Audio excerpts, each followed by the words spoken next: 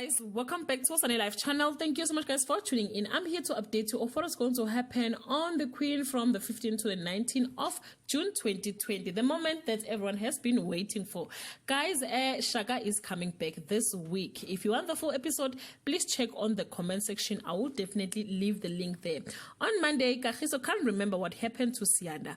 Who will be the one to tell him? Jerry and Vuyiswa have their own suspicions about what the Khoza has been up to. Will they disobey orders and investigate? On Thursday, Kagiso and Dingane are horrified when the girls from their past make a reappearance. Tato is conflicted about whether or not to give into a new love interest that could complicate his life. On Wednesday, as Spock, Kagiso is determined to find out who's behind his loss of memory and strange pranks. Tato agrees to something he might regret after Mildred confronts him for standing her up. On Thursday, Shaka's death rears its head again, forcing Kagiso and Dingane to make some ugly choices. Mchekecheke and Petronella disagree on what to do about Goodness's disappearance.